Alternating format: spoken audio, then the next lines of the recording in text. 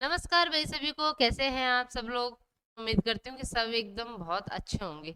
देखिए गाइज, अपन NTPC CBT 1 जो आपके 2025 में हुई थी 47 शिफ्ट में, उनका सॉल्यूशन कर रहे हैं। अभी तक 13 शिफ्ट का मैंने आपको सॉल्यूशन करवा दिया है और उनकी प्लेलिस्ट भी मैंने बना दी है। तो मेरे सारे वीडियोज जो भी मैंने एनटीपीसी के बनाए हैं सब आपको एक ही जगह मिल जाएंगे। आप चैनल भी जाके देख सकते हैं। और इन सब की पीडीएफ आपको विद सॉल्यूशन मेरे टेलीग्राम चैनल पे मिल जाएगी। तो मेरे टेलीग्राम चैनल से भी जुड़ जाइए, जिसका आपको लिंक डिस्क्रिप्शन में मिल जाएगा। ठीक है, तो आपको सारी पीडीएफ वहां पे मिल जाएगी विद सॉल्यूशन। आज का जो अपना पेपर है, देखिए वो है आपका, जो आपका 11 जून को शिफ्ट 2 हुई थी, उसका सॉल्यूशन अभी अपन करेंगे। ठीक है, पूरी वीडियो को एंड तक देखना है। कोई भी आपका डाउट किसी भी क्वेश्चन में रहता है तो आप कमेंट बॉक्स में कमेंट करके पूछ सकते हैं। ठीक है, आप क्वेश्चन से रिलेटेड आपकी कोई भी क्वेरी होगी तो मैं उसका आंसर जरूर दूंगी। ठीक है, स्टार्ट कर लेते हैं आज की क्लास को। देखिए पहला क्वेश्चन आज का क्या है। निम्नलिखित का सरलीकृत मान ज्ञात कीजिए।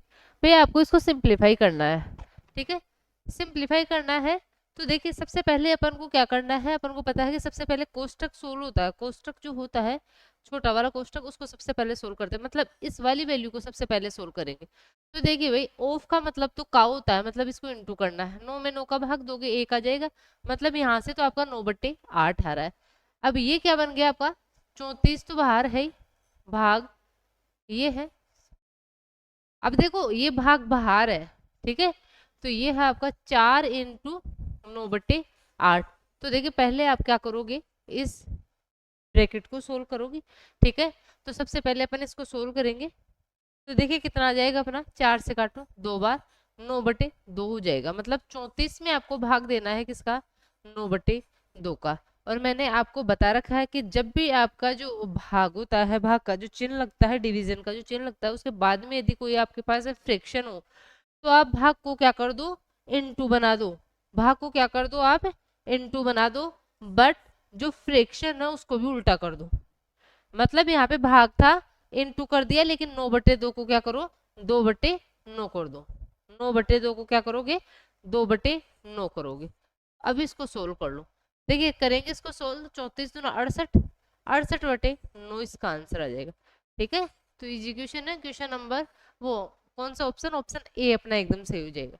ठीक है भाई, देखिए नेक्स्ट क्वेश्चन आपका, क्वेश्चन नंबर 2 क्या है। तीन संख्याओं का औसत 23 है। यदि दो संख्या 11 और 25 है तो तीसरी संख्या ज्ञात कीजिए। भाई तीन संख्याओं का एवरेज आपको दे रखा है, तो योग क्या हो जाएगा, तीन संख्याओं का, तीन संख्याओं का आपका योग हो जाएगा कितना। औसत को यदि कितने नंबर ऑफ संख्याएं हैं उनसे इंटू कर देंगे तो क्या आ जाएगा, अपना योग आ जाएगा। तो 23×3 = 69 होता है। कितना हो जाएगा आपका, 23 को तीन संख्याओं से इंटू करोगे, मतलब 3 से इंटू करोगे तो 69। तीन संख्याओं का योग 69। दो संख्याएं आपको दे रखे 11 और 25, तो इन दो संख्याओं का योग कितना हो जाएगा आपका भाई, 36 हो जाएगा क्या। तो तीन संख्याओं के योग में से इन दो संख्याओं के योग को घटा दोगे तो आपके पास में तीसरी संख्या आ जाएगी। और कितनी आ जाएगी आपके पास में, 33 आपकी क्या आ जाएगी, तीसरी संख्या आ जाएगी। ऑप्शन डी अपना एकदम सही हो जाएगा। ठीक है भाई, ऐसे क्वेश्चन में तो भाई आपको लिखने की भी जरूरत नहीं पड़नी चाहिए। ऐसे क्वेश्चन को आप ओरल भी कर सकते हैं कि 23 से 69 में से 36 घटाते हैं तो 33 आएगा।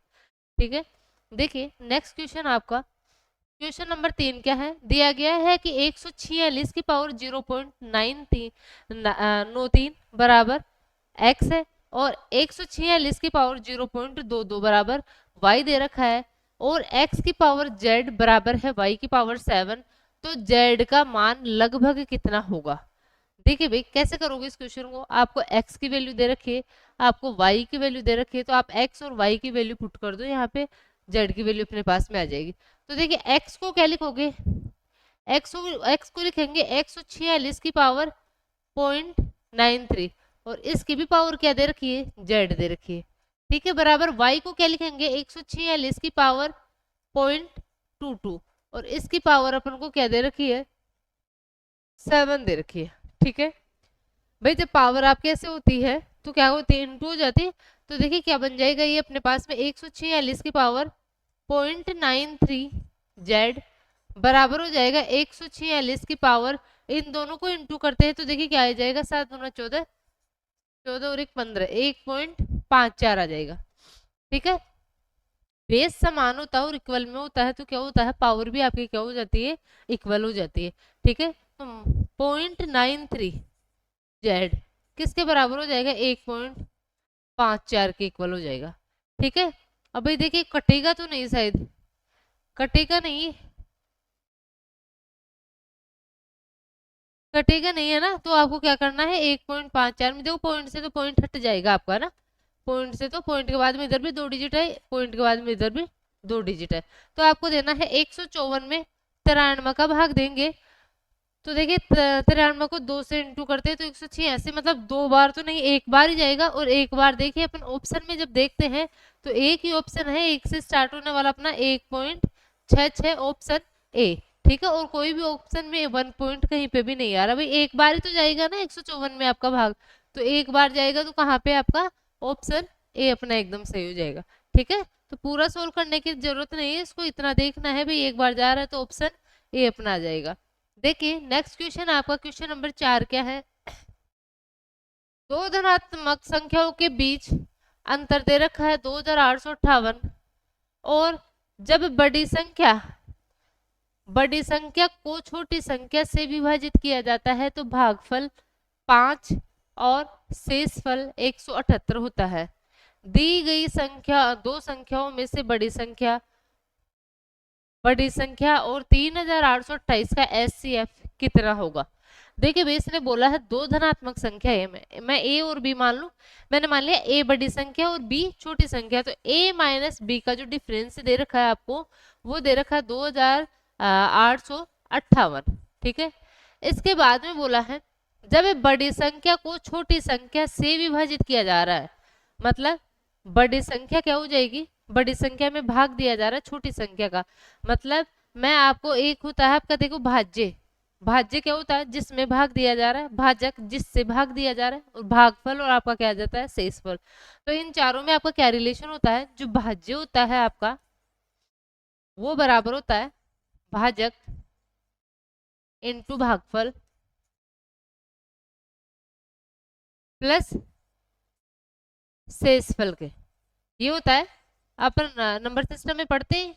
ठीक है, तो देखिए इससे क्या हो जाएगा, भाज्य मतलब बड़ी संख्या अपन ए मानी है तो ये ए, बराबर भाजक क्या हो जाएगा, छोटी संख्या जिसका भाग दिया जा रहा है, छोटी संख्या का भाग दिया जा रहा है तो बी। भागफल कितना है अपने पास में, 5 भागफल आता है तो इसको 5b, और शेषफल कितना आ रहा है प्लस में आपका 178, तो ये हो जाएगा। तो देखिए भाई एक इक्वेशन ये है, यहां से मैं ए की वैल्यू, मतलब ए की वैल्यू ये वाले इसमें पुट कर दूं तो देखिए मेरे पास में क्या आ जाएगा, ए की जगह 5b रख लूंगी तो 5b माइनस बी डायरेक्ट ही कर लेते, 5b में से एक बी जाएगा तो 4b बच जाएगा, 4b प्लस 178 बराबर हो जाएगा आपका 2858 के। अब देखिए 178 जाके इधर इससे माइनस होगा तो अपने पास में 4b की वैल्यू कितनी आ जाएगी, 178 को माइनस करोगे देखो 8 में से 8 जाएगा 0, 15 में से 7 जाएगा 8, 7 में से 1 जाएगा आपका 6 और ये 2, 2680 आ जाएगा। कितना आ जाएगा 2680। 4 से काट लो भाई इसको, 4 से काटेंगे 4 6 24 और 4 7 28, मतलब जो b है वो अपने पास में आ गया 670। अपन को बड़ी संख्या चाहिए मतलब a चाहिए, तो a कैसे निकालोगे, यदि b को इधर ले जाऊं 2858 में मैं यदि b को जोड़ दूं तो मेरे पास में a आ जाएगा, तो a कितना आएगा भाई, a आएगा मेरे को इन दोनों को जोड़ देंगे कितना आ जाएगा, ये 8 7 5 12 और ये 15 का 5 हासिल में 1, 3558। बड़ी संख्या क्या आ गई अपने पास में, बड़ी संख्या अपने पास में आ गई 3558। तो इसने बोला है कि बड़ी संख्या मतलब 3558 और 3828, इसका एचसीएफ आपको पता करना है। एचसीएफ क्या होता है, वह बड़ी से बड़ी संख्या होती है जिसका दी गई संख्याओं में भाग जाता हो, वह बड़ी से बड़ी संख्या जिसका दी गई संख्याओं, इन दोनों संख्याओं में उसका भाग जाना चाहिए। ठीक है, तो देखिए भाई अपन को पता है लास्ट में एक सम संख्या है, मतलब जो एचसीएफ आएगा उसमें 2 तो आएगा। ठीक है भाई 8 8 है, मतलब सम संख्या है लास्ट में, लेकिन मतलब इससे ये कंफर्म हो रहा कि एचसीएफ में 2 तो आएगा, ठीक है। और अपन यहाँ पे देख रहे हैं कि एचसीएफ में 2 यहाँ पे भी नहीं आ रहा, यहाँ पे भी नहीं आ रहा, यहाँ पे भी नहीं आ रहा, एक ही ऑप्शन है जिसमें एचसीएफ में आपका क्या आ रहा है, 2 आ रहा है, ठीक है। तो आपको पूरा करने की भी जरूरत नहीं है, आपको यहाँ यहीं से पता चल रहा है कि लास्ट में इसमें भी 8 है, लास्ट में इसमें भी 8 है, इकाई का अंक आपका सम संख्या है, मतलब 2 से तो डिविजिबल है, मतलब जो एचसीएफ आएगा वो 2 का मल्टीपल तो होगा, और 2 का मल्टीपल एक ही ऑप्शन है अपना, ऑप्शन डी, ठीक है। तो ऐसे सिंपली इस क्वेश्चन को आप सोल्व कर सकते हैं। ये याद रखना भी बहुत बार यहाँ पे भी और आपके जो नंबर सिस्टम चैप्टर है उसमें भी बहुत बार ही काम आता है, ठीक है। देखिए नेक्स्ट क्वेश्चन आपका क्वेश्चन नंबर 5 क्या है, ए की आयु और बी की आयु के 4 गुने का योग 34 वर्ष है।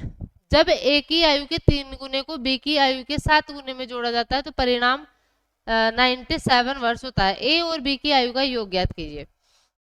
देखिए भैया ऐसे क्वेश्चन को आप क्या करोगे, बेसिक से ही करोगे। इसने बोला है ए की आयु और बी की आयु के 4 गुने का योग। मैं ए की आयु मान लेती हूँ ए, बी की आयु मान लेती हूँ बी। तो ए की आयु और बी की आयु का 4 गुना, 4 गुना किसका, बी की आयु का करते हैं तो योग कितना आता है, 34 वर्ष। एक कंडीशन दी है इसने, ए की आयु के 3 गुने को बी की आयु के 7 गुने में जोड़ा जाता है तो अपने पास में परिणाम आता है 97। ए और बी की आयु का योग आपको पता करना है। तो देखो क्या करोगे भाई, ए और बी की वैल्यू फाइंड आउट कर लो। कैसे करोगे, कैसे करोगे भाई, मैं इस पूरी इक्वेशन को क्या कर दूं, 3 से इंटू कर दूं। तो देखिए 3a आपका कैंसिल हो जाएगा यदि दोनों इक्वेशन को माइनस करेंगे। तो ये तो 3a बन जाएगा, ये 4 3 12 b बन जाएगा, और इसको 3 से इंटू करते हैं तो 4 3 12, 3 3 9 और 1 10, 102 आ जाएगा, ठीक है। सोल्व करते हैं, देखिए भाई इसमें से अपन इसको माइनस कर देते हैं तो 3a में से 3a जाएगा 0, यहाँ पे देखिए 12b में से 7b जाता है तो 5b, कितना आ जाएगा 5b, बराबर में हो जाएगा 102 में से आपका 97 जाता है तो 5, मतलब b जो है उसकी आयु है कितनी, 1 वर्ष। कितना है, 1 वर्ष। यदि b 1 साल का है तो देखो जो a है वो कितने साल का हो जाएगा, इस वाले क्वेश्चन में b की वैल्यू रखते हैं तो ये आ जाएगा 4, और इधर जाके 34 में से माइनस होगा तो a की जो आयु आएगी वो कितनी आ जाएगी, 30 वर्ष आ जाएगी। a की आयु कितनी आ जाएगी, 30 वर्ष आ जाएगी। आपको पूछा क्या है, a और b की आयु का योग, तो 30 और 1 को जोड़ते हुए तो आपके पास में कितना आता है, 31 वर्ष आ जाएगा a और b दोनों की आयु का योग, ठीक है। आया समझ में। देखिए नेक्स्ट क्वेश्चन आपका क्वेश्चन नंबर 6, द्विघात समीकरण 2x square plus 4x plus 8 बराबर 0 के है। दो भिन्न वास्तविक मूल है, कोई वास्तविक मूल नहीं है, 2 से अधिक वास्तविक मूल है, 2 समान वास्तविक मूल है। देखिए भाई मैंने कल की क्लास में, कल का जो इससे पिछले शिफ्ट का जो बताया था, मैंने आपको क्लास करवाई थी, उसमें भी मैंने आपको बताया था कि देखिए आपके पास में 3 कंडीशन बनती है, बी स्क्वायर माइनस 4ac, ये श्रीधराचार्य से कल की क्लास में मैंने डिटेल में बताया था। ये डिसाइड करता है कि आपके मूल बराबर होंगे, वास्तविक होंगे या काल्पनिक होंगे, ठीक है। यदि ग्रेटर देन हो आपका 0 से तो मूल वास्तविक होते हैं, ग्रेटर देन और इक्वल हो तो आपके वास्तविक एंड समान होते हैं, ठीक है। ये क्या हो आपका बी स्क्वायर माइनस 4ac क्या हो, 4ac बराबर हो 0 के तो मूल क्या होते हैं, समान होते हैं या बराबर होते हैं, ठीक है। और एक कंडीशन और बनती है कि B square minus 4ac less than हो 0, मतलब इसकी वैल्यू आपकी यदि 0 से कम हो जाए, मतलब माइनस में हो जाए, तो जो मूल आते हैं वो काल्पनिक होते हैं, वास्तविक मूल नहीं होते, काल्पनिक मूल होंगे, ठीक है। इमेजिनरी आपके क्या होंगे, रूट होंगे। तो देखिए भाई यहाँ पे अपन देखते हैं, पहले तो b की वैल्यू देखें, यहाँ पे क्या है, 4 है, क्या है आपका 4 है, या माइनस का 4 है, ठीक है। वैसे माइनस का 4 है तो देखिए कितना हो जाएगा आपका, माइनस का 4 नहीं 4 है तो देखिए कितना हो जाएगा, बी स्क्वायर कितना हो जाएगा, 4 चौक 16 माइनस 4a कितना है 2 है, और c कितना है आपका 8 है। तो इसको सोल्व करते हैं तो देखो 16 माइनस 4 दूना 8, 8 8 64, मतलब जो भी वैल्यू आएगी आपकी माइनस में आएगी, किस में आएगी, माइनस में आएगी, मतलब माइनस का 48 आएगा। वैल्यू यदि माइनस में आ रही है मतलब जीरो से यदि कम आती है बी स्क्वायर माइनस 4ac, तो मूल क्या होते हैं, काल्पनिक होते हैं। तो देखिए भाई कौन सा होगा आपका आंसर, ये आ जाएगा आपका, दो भिन्न वास्तविक मूल नहीं होंगे, कोई वास्तविक मूल नहीं है, मतलब वास्तविक नहीं इसका मतलब काल्पनिक है। तो कौन सा ऑप्शन आपका सही रहेगा, बी ऑप्शन आपका एकदम सही हो जाएगा कि कोई भी वास्तविक मूल नहीं है, दोनों मूल क्या होंगे आपके, काल्पनिक होंगे। ठीक है, देखिए नेक्स्ट क्वेश्चन आपका क्वेश्चन नंबर 7 क्या है, एक लंबवर्तीय शंकु का आयतन 1078 सेंटीमीटर क्यूब है, यदि शंकु की ऊंचाई 21 सेंटीमीटर है तो शंकु का संपूर्ण पृष्ठीय क्षेत्रफल ज्ञात कीजिए। भाई देखिए ऐसे क्वेश्चन के लिए एडवांस मैथ के लिए ऐसे समझ लो आपको फॉर्मूले आना बहुत जरूरी है। यदि फॉर्मूले यदि आपको याद है तो आप क्वेश्चंस को सोल्व कर सकते हैं, और यदि फॉर्मूले याद नहीं है तो आप कोई भी ट्रिक नहीं लगा सकते एडवांस मैथ में। ठीक है, तो फॉर्मूले एकदम रटे हुए आपके होने चाहिए। तो देखिए लंबवर्तीय शंकु का आयतन, शंकु के आयतन का जो फॉर्मूला होता है वो होता है आपका 1/3 पाई आर स्क्वायर एच। ये इसकी वैल्यू अपन को दे रखी है 1078। पाई को देखिए भाई 22/7 रखना है, तो रखते हैं, कितना आएगा देखिए अपने पास में 1/3, पाई को रखो 22/7। आर की वैल्यू तो अपन को फाइंड आउट करनी है। ठीक है, तो इसको ऐसे रहने दो, आर स्क्वायर एच कितना दे रखा है 21 सेंटीमीटर बराबर है 1078। ठीक है, बराबर है 1078। तो देखिए अब इसको सोल्व करते हैं अपन, तो देखो क्या आएगा, 7×3 = 21। ठीक है, 21 से 21 कैंसिल हो जाएगा, 22 से यदि इसको काटती हूँ मैं डायरेक्ट तो देखो 22×4 = 88, और आपका कितना बच जाएगा, जाएगा क्या 22 का, हाँ हाँ कितना बच जाएगा भाई आपका 19 बच जाएगा क्या, हाँ। तो 198 में आपका 22 का 9 बार जाता है। तो आर स्क्वायर की वैल्यू आपके पास में आ गई 49। तो भाई दोनों तरफ रूट लोगे तो आर की वैल्यू आपके पास में क्या आ जाएगी, 7 आ जाएगी, मतलब त्रिज्या कितनी है आपकी, 7 है। अब आपको बताना है शंकु का संपूर्ण पृष्ठीय क्षेत्रफल, टोटल सरफेस एरिया ऑफ शंकु क्या होता है आपका, कौन का टोटल सरफेस एरिया क्या होता है आपका, pi R, R plus L. L क्या होती है, त्रियक ऊंचाई। कैसे निकालते हैं भाई त्रियक ऊंचाई, देखिए ये एक शंकु है आपका, ठीक है, इसमें ये आर है, ये एच है, और ये क्या होती है एल। ये क्या बनता है, एक त्रिभुज बनता है, कौन सा, समकोण त्रिभुज। ठीक है, ये 90 डिग्री, मतलब ये वाला क्या है, कर्ण है आपका। तो कर्ण कैसे निकालते, कर्ण स्क्वायर बराबर होता है आधार का स्क्वायर मतलब आर का स्क्वायर प्लस एच का स्क्वायर। तो देखिए इससे सोल्व करेंगे अपन, एल स्क्वायर बराबर हो जाएगा आपका आर का स्क्वायर मतलब 7 का स्क्वायर 49, और एच का स्क्वायर, एच कितना दे रखा है 21, 21 का स्क्वायर होता है आपका 441। ठीक है, सोल्व करते हैं इसको, तो देखिए कितना आ जाएगा, ये आ जाएगा 0, ये 9 और ये 4। ठीक है, तो देखिए दोनों तरफ यदि अपन रूट लेते हैं तो एल की जो वैल्यू आएगी अपने पास में वो कितनी आएगी, 49 इंटू 10 लिख दूं, इसको 49 इंटू 10 लिख दूं, 49 बाहर निकलेगा तो 7, तो इसको 7√10 लिख सकते हैं। तो एल की जो वैल्यू आएगी वो कितनी आएगी, 7√10। फॉर्मूले में पुट कर लेते हैं और क्वेश्चन को सोल्व कर लेते हैं। देखिए पाई की वैल्यू फिर से कितनी, 22/7। आर आपको दे रखा है कितना, आर अपना आया है 7, और अंदर आएगा 7 प्लस 7√10, ये आ जाएगा। देखिए 7 से 7 कैंसिल हो जाएगा आपका, और एक ये इन दोनों में से 7 कॉमन आएगा, बाहर आएगा, 22×7 154 होता है, तो 154 अंदर बच जाएगा, यहाँ पे 1 और यहाँ पे बच जाएगा √10। तो क्या आएगा भाई, टोटल सरफेस एरिया आपका 154 रूट में 1 प्लस √10 आपका आंसर आएगा। ठीक है, कौन सा ऑप्शन, ऑप्शन सी अपना एकदम सही हो जाएगा। तो भाई फॉर्मूले याद है तो इजी क्वेश्चन आपके लिए। देखिए नेक्स्ट क्वेश्चन आपका क्वेश्चन नंबर 8 देखिए, अक्षय के पास 1218 रुपए है, उसने इसे बेटों अर्जुन और कार्तिक में बांट दिया। उन्हें इस वार्षिक रूप से संयोजित होने वाली 10% वार्षिक ब्याज दर पर निवेश करने को कहा। यह देखा गया कि अर्जुन और कार्तिक को क्रमशः 12 और 13 वर्ष बाद में समान राशि प्राप्त हुई है। अक्षय ने कार्तिक को कितनी राशि दी है रुपए में।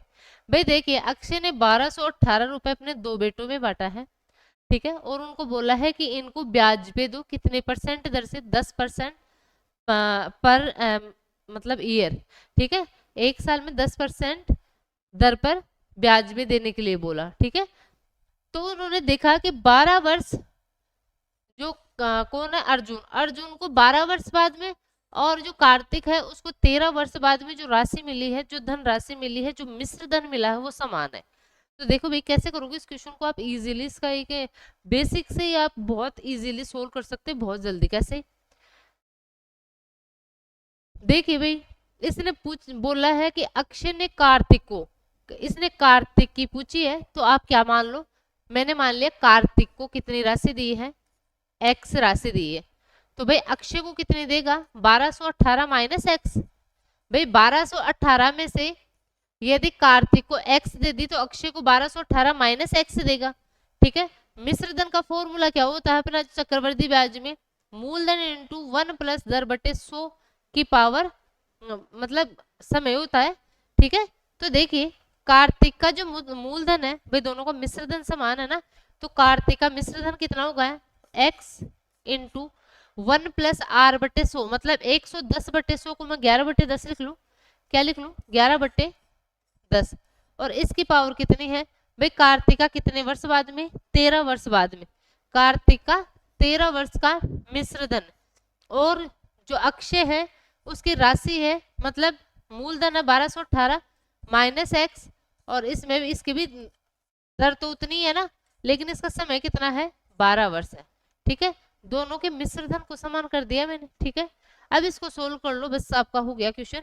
देखिए भाई, इससे आपका क्या कैंसिल हो जाएगा, ये वाली पावर, मतलब आपका 11 बटे 10 बच जाएगा, इधर पावर 12 है, इधर आपकी 13 है, मतलब एक पावर इधर बच जाएगी आपकी, 11 बटे 10 आपका बच जाएगा। सोल्व कर लो, देखिए भाई इधर हो जाएगा 11x बराबर, ये 10 इधर जाके इंटू होगा तो 1200, 12,180, भाई 10 से इंटू कर दिया, और ये हो जाएगा आपका 10x, ठीक है। इधर आएगा 11 में जुड़ेगा तो कितना आ जाएगा, 21x बराबर 12,180। अब इसको सोल्व कर लो भाई, 3 से कट रहा, पहले 3 से काट लो इसको, 3 से काटते हैं, 3 7 21, और 3 से 3 4 12, 3 6 18, ये आ जाएगा। 7 से कटेगा क्या, हाँ 7 से भी कटेगा, 7 5 35, और 7 8 56, तो x की वैल्यू अपने पास में कितनी आई, 580, मतलब कार्तिक को कितने रुपए दिए गए थे, 1218 में से 580 रुपए दिए गए थे, ठीक है। तो ऑप्शन डी अपना एकदम से हो जाएगा। तो देखिए बेसिक से यदि आपने एक दो बार इस क्वेश्चन की प्रैक्टिस कर लेना तो बिल्कुल इजीली आप विद इन 10 to 15 सेकंड में इस क्वेश्चन को सोल्व कर दोगे, ठीक है। देखिए नेक्स्ट क्वेश्चन आपका क्वेश्चन नंबर 9 क्या है, पाइप ए और पाइप बी एक खाली टंकी को क्रमशः है 84 मिनट और 36 मिनट में भर सकते हैं। पाइप ए और पाइप बी दोनों को एक साथ खोला जाता है, पाइप बी को कितने समय बाद बंद कर देना चाहिए ताकि खाली टंकी कुल 42 मिनट में पूरी तरह भर जाए। देखिए भाई कैसे करेंगे इस क्वेश्चन को, देखिए भाई पाइप ए है वो उस टंकी को भर रहा है कितनी देर में, 84 मिनट में, ठीक है, और जो पाइप बी है वो उस टंकी को भर रहा है कितनी देर में, 36 मिनट में, ठीक है। कैसे करते हैं बे, टंकी की क्षमता पता करते हैं कैसे, इन दोनों का एलसीएम लेके, ठीक है। अब देखिए इसको सोल्व करेंगे अपन, तो आपका कैसे इनका एलसीएम कितना आएगा, एक तो 7 आएगा ना, 21 4 84, 4 नाम 36, 4 भी आएगा, और एक आपका सर 21 4 और 3, तो 21 4 84, और 84 को यदि आप 3 से इंटू कर देते तो आपका एलसीएम आ जाएगा, देखिए कितना, 4 3 12,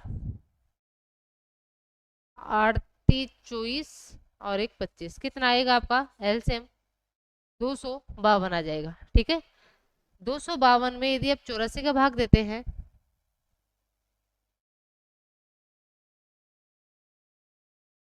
तो कितनी बार जाएगा? 3 बार। मतलब पाइप ए है उसकी एफिशिएंसी अपने पास में कितनी आएगी भाई? पाइप ए की एफिशिएंसी अपने पास में आएगी 252 में यदि आप 84 का भाग देते हैं तो 3 बार जाएगा। मतलब पाइप ए की क्षमता अपने पास में आ गई कितनी? 3। ठीक है। और पाइप बी की क्षमता अपने पास में कितनी आएगी? यदि अपन 252 में 36 का भाग देते हैं तो कितनी बार जाएगा? देखो 8 9 6 54 7 6 में 7 बार जाएगा। कितनी बार जाएगा? 7 बार जाएगा। ठीक है। तो देखिए भाई पाइप ए है वो 1 मिनट में 3 भाग को भर सकता है, जबकि जो पाइप बी है वो 1 मिनट में 7 भाग को भर सकता है। ठीक है। इसने क्या बोला है? पाइप ए और पाइप बी दोनों को एक साथ खोला जाता है। पाइप बी को कितने समय बाद बंद कर देना चाहिए ताकि टंकी कुल 42 मिनट में पूरी तरह भर जाए? देखिए भाई बी को कुछ समय बाद में बंद किया जा रहा है, इसका मतलब ये है कि जो ए है उसने तो पूरे टाइम तक टंकी को भरा है, पूरे 42 मिनट तक मतलब क्या किया है? टंकी को भरा है। तो अपन देख लेते हैं कि इसमें से कितना भाग ए ने भरा है। भाई ए है वो 1 मिनट में भर सकता है कितना भाग? 3 भाग। तो उसने 42 मिनट में कितने भाग भरे होंगे? 42 मिनट में कितना भाग भरा होगा? 3 इंटू 42 कर देते। ठीक है। तो यहाँ से अपने पास में ए का काम आ जाएगा कि ए ने उस टंकी का कितना भाग भरा है। तो देखिए कितना आ जाएगा? 3 दूना 6 4 3 12। मतलब 252 में से जो ए है उसने 126 भाग को भरा है। ठीक है। कितने भाग को? 126 भाग को। अब बचे हुए भाग को किसने? बी ने भरा होगा। बचे हुए भाग को किसने भरा होगा? बी ने भरा होगा। ठीक है। तो देख लेते हैं भाई कितना बच गया। 126 का दुगना ही है 252 आपका, तो कितना बच गया? 126। मतलब 126 भाग को ए ने भरा है और 126 भाग को किसने भरा है? बी ने भरा है। तो बी है वो 1 मिनट में भर सकता है 7 भाग को। तो 126 भाग को भरने में उसने कितना टाइम लिया होगा? 126 में 7 का भाग लगा दो तो देखिए कितना आ जाएगा आपका? 7 एकम 7 7 8 56। 18 मिनट बाद में क्या कर दिया होगा? बी को बंद कर दिया। भाई 18 मिनट में बी ने 126 बार को भर दिया, उसके बाद में उसको बंद कर दिया गया। तो भाई बी इसने बोला है कि बी को कितने समय बाद में बंद कर देना चाहिए? कितने समय बाद में? 18 मिनट बाद में बी को बंद कर देना चाहिए। ठीक है। देखिए नेक्स्ट क्वेश्चन आपका क्वेश्चन नंबर 10 है। एक खोखला गोलाकार खोल 21 ग्राम पर सेंटीमीटर क्यूब घनत्व वाले धातु से बना है। इसके आंतरिक और बाह्य त्रिज्याएं क्रमशः 8 सेंटीमीटर और 9 सेंटीमीटर है। खोल का वजन कितना है? तथा आपको देखो इसमें दे रखा है पाई बराबर आपको 22/7 लेना है तथा घनत्व जो होगा वो द्रव्यमान बटे आयतन होगा। देखो भाई आपको पूछा है खोल का वजन, मतलब खोल का द्रव्यमान आपसे पूछा है। तो द्रव्यमान आपका कैसे आ सकता है? घनत्व इंटू आयतन, घनत्व इंटू आयतन। तो देखिए सबसे पहले तो आपका जो खोखला गोला होता है उसका आयतन का फॉर्मूला क्या होता है? 4/3 पाई। भाई खोखला गोला है तो दो त्रिज्या होगी, बाहर वाली त्रिज्या और आंतरिक त्रिज्या। तो बाह्य त्रिज्या कितनी है आपकी? 9। तो 9 आर मतलब r1 का क्यूब माइनस r2 का क्यूब होता है। तो 9 का क्यूब आपका कितना बन जाएगा? 9 का क्यूब कितना हो जाएगा भाई? 729। या ऐसे लिख लो 9 का क्यूब माइनस 8 का क्यूब। ठीक है। आपको पता क्या करना है? द्रव्यमान पता करना है आपको। द्रव्यमान आपको पता करना है या वजन आपको पता करना है। तो आप क्या करोगे? आयतन को इंटू करोगे घनत्व से। घनत्व कितना है भाई आपका? 21 ग्राम पर सेंटीमीटर क्यूब आपका क्या है? घनत्व है। तो भाई आयतन इंटू घनत्व आप कर देते हैं तो आपके पास में क्या आ जाएगा? इसका द्रव्यमान या इसका वजन आ जाएगा। ठीक है। वजन आपको केजी में चाहिए। देखिए 21 जो है वो ग्राम में है, तो इसको यहीं पे अपन किस में चेंज कर लेते हैं? केजी में चेंज कर लेते हैं, किलोग्राम में। तो इसके लिए किससे भाग दे दूं? 1000 का भाग लगा दूं। ठीक है। अब इसको सोल्व कर लो। देखिए क्या आएगा भाई? यहाँ पे 4/3 पाई को रखना है 22/7। 9 का क्यूब होता है 729 और 8 का क्यूब होता है 512। तो 729 में से आपका 512 यदि अपन माइनस करते हैं तो अपने पास में कितना आएगा भाई? ये आएगा 217। कितना आएगा? 217 आएगा इंटू 21/1000। सोल्व कर लो। देखो कितना आएगा? 7 21 से 21 आपका कैंसिल हो जाएगा। ठीक है। अब इसके आगे कटेगा नहीं, तो आपको क्या करना है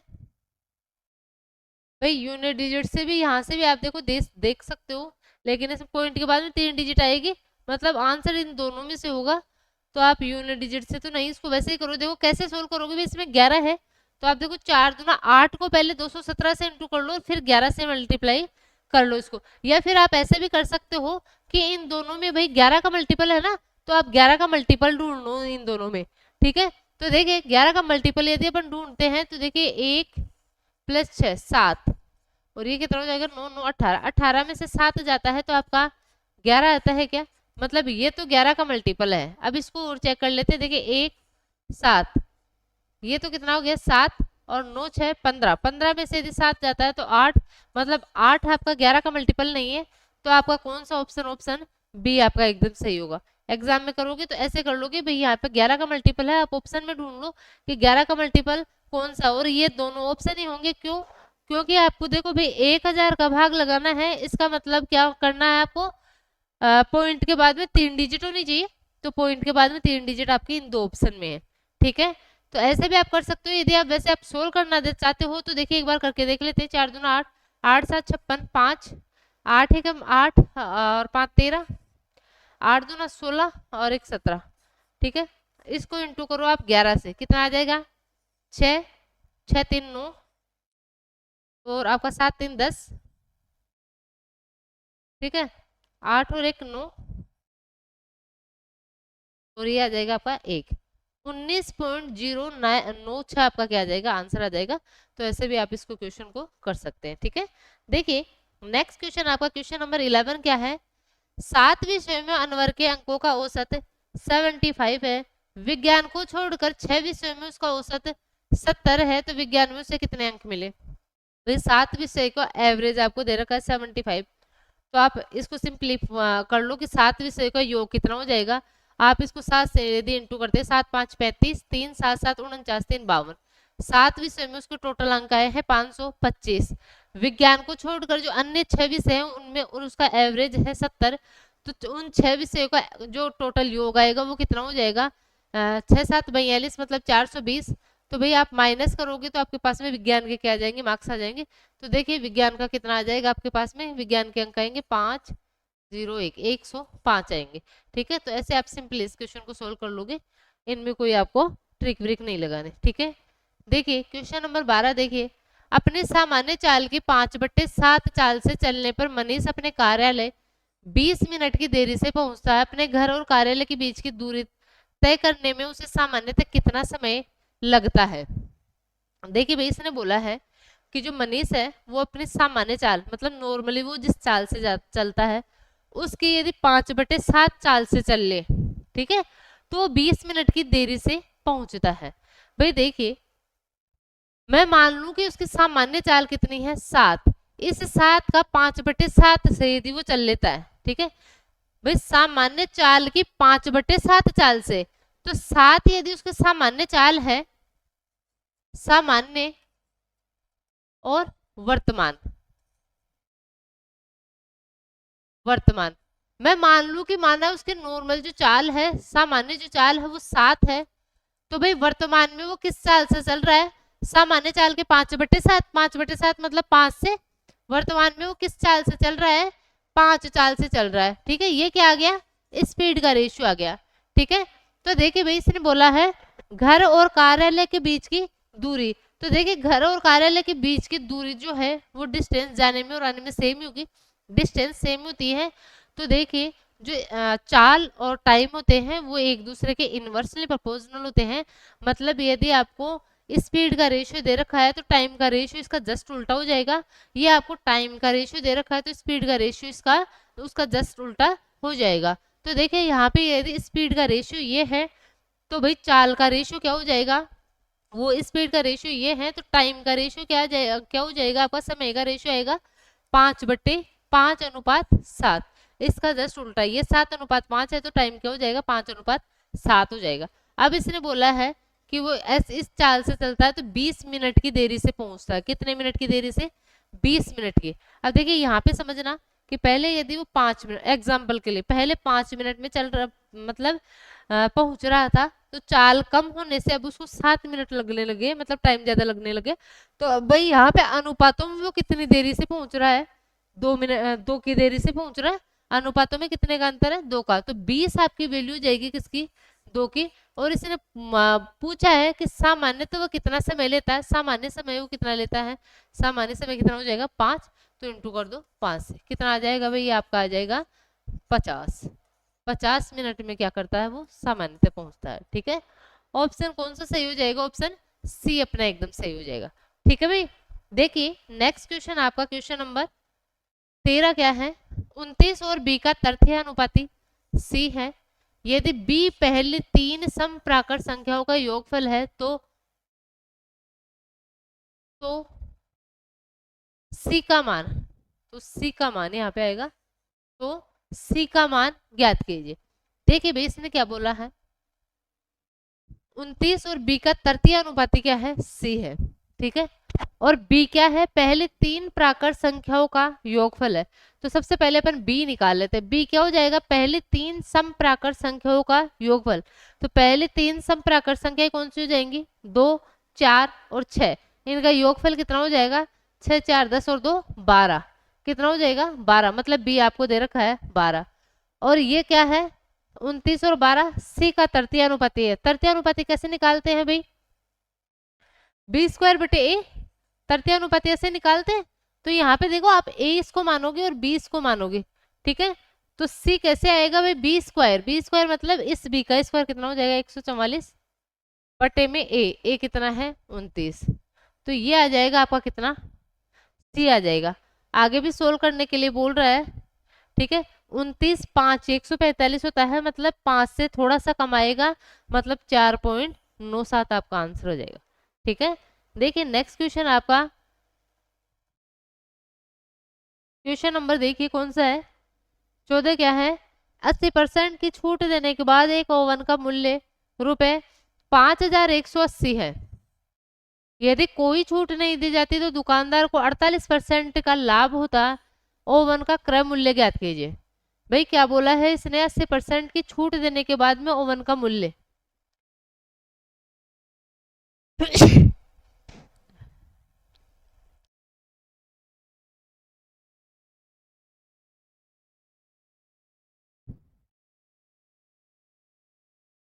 देखिए भाई छूट हमेशा आपकी मार्क प्राइस पे दी जाती है। 80% की छूट दे रहे हो, 80% का मतलब 4/5, मतलब 5 की वस्तु पे 4 की छूट देके आप कितने में बेच रहे हो, 1 में उसको बेच रहे हो। ठीक है, लेकिन एक्चुअल में आपने बेचा कितने में उसको, 5180 में। तो क्या यहाँ से अपन मार्क प्राइस निकाल सकते हैं क्या, यहाँ से क्या निकाल सकते हैं, मार्क प्राइस निकाल सकते हैं। तो 5180 आपकी किसकी वैल्यू है, 1 की वैल्यू है। तो आपका जो वो मार्क प्राइस आएगी वो कितनी आएगी, इंटू कर दोगे आप 5 से। ठीक है भाई, छूट हमेशा किस पे दी जाती है, मार्क प्राइस पे। तो देखिए 80% की छूट दी जा रही है, 80% मतलब 4/5। ठीक है, 4/5 मतलब किसी वस्तु का मार्क प्राइस यदि 4 है, उस पे 5 है, उस पे यदि आप 4 की छूट दोगे तो बेचोगे कितने में, 1 में।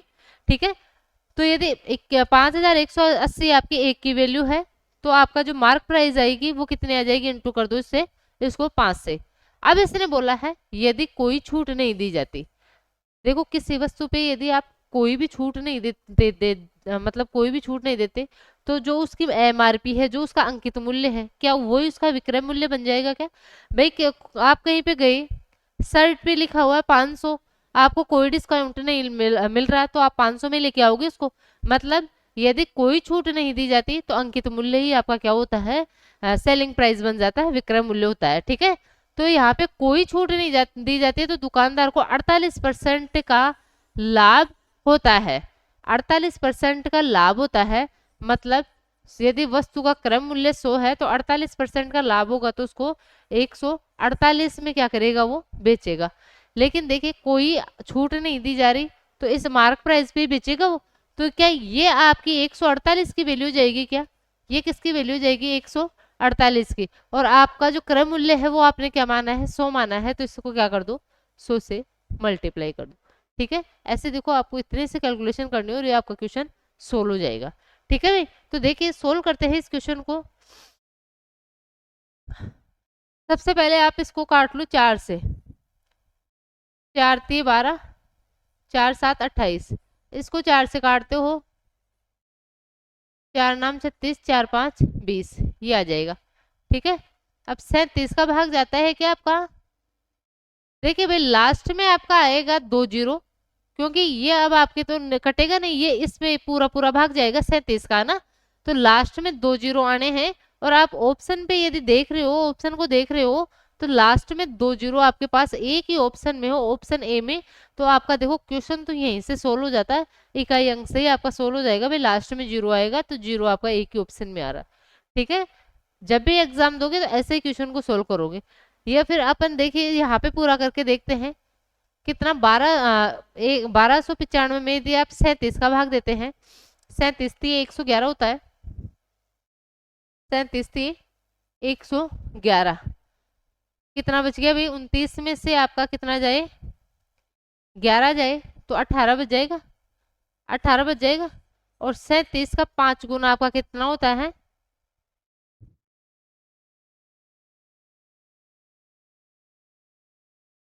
35, हाँ 37 का 5 गुना आपका 145 होता है। तो देखिए कितनी बार कट जाएगा आपका, 35 बार कट जाएगा। और 35 को 5 से यदि आप इंटू करते हो तो आपका 25 7 175, 175 आएगा। और ये 2 जीरो और लगाओगे तो कितना आ जाएगा भाई, 17,500 क्या आ जाएगा, उसका क्रय मूल्य आ जाएगा। ठीक है, ये सिर्फ अपन यहीं पे करेंगे एग्जाम में। जब भी आपके पास में यूनिट डिजिट पे हमेशा आपको फोकस रखना है। देखिए आधे से ज्यादा मतलब कम से कम 80% क्वेश्चन आपके पास में ऐसे आएंगे जिनका जो ऑप्शन होंगे उनके यूनिट डिजिट या कुछ ना कुछ उनमें ट्रिक, आप ऑप्शन से ही कर सकते हैं क्वेश्चंस को। ठीक है, देखिए नेक्स्ट क्वेश्चन आपका, क्वेश्चन नंबर कौन सा है, 15।